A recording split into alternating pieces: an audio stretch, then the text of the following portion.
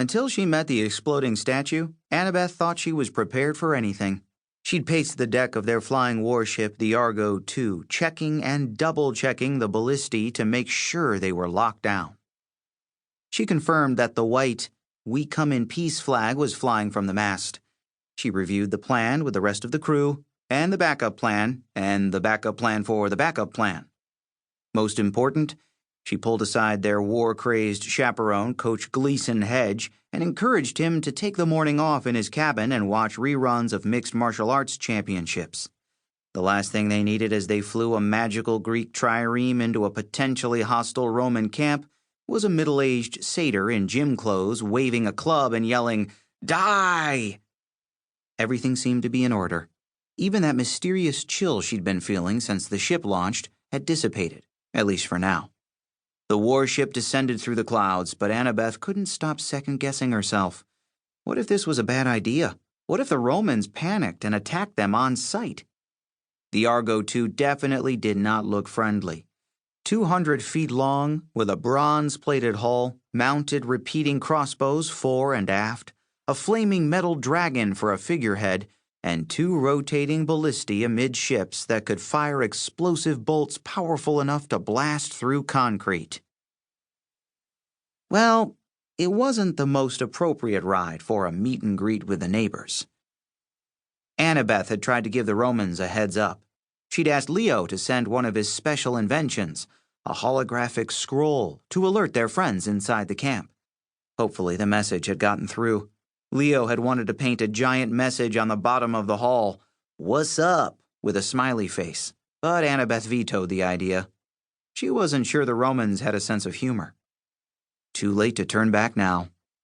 The clouds broke around their hull, revealing the gold and green carpet of the Oakland Hills below them. Annabeth gripped one of the bronze shields that lined the starboard rail. Her 3 crewmates took their places.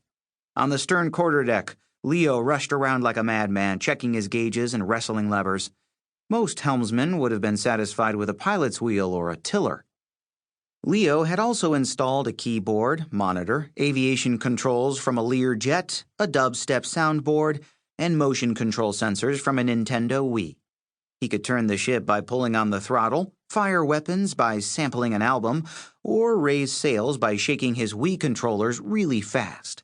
Even by demigod standards, Leo was seriously ADHD. Piper paced back and forth between the main mast and the ballistae, practicing her lines. "Lower your weapons," she murmured. "We just want to talk." Her charm speak was so powerful the words flowed over Annabeth, filling her with a desire to drop her dagger and have a nice long chat. For a child of Aphrodite, Piper tried hard to play down her beauty. Today she was dressed in tattered jeans, worn-out sneakers, and a white tank top with pink Hello Kitty designs. Maybe as a joke, though Annabeth could never be sure with Piper. Her choppy brown hair was braided down the right side with an eagle's feather. Then there was Piper's boyfriend, Jason. He stood at the bow on the raised crossbow platform where the Romans could easily spot him. His knuckles were white on the hilt of his golden sword.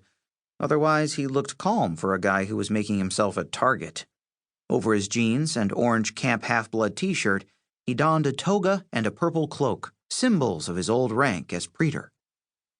With his wind-ruffled blonde hair and his icy blue eyes, he looked ruggedly handsome and in control, just like a son of Jupiter should. He'd grown up at Camp Jupiter, so hopefully his familiar face would make the Romans hesitant to blow the ship out of the sky. Annabeth tried to hide it, but she still didn't completely trust the guy. He acted too perfect, always following the rules, always doing the honorable thing. He even looked too perfect. In the back of her mind, she had a nagging thought. What if this is a trick and he betrays us?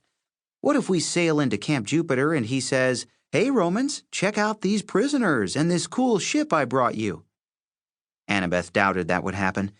Still, she couldn't look at him without getting a bitter taste in her mouth.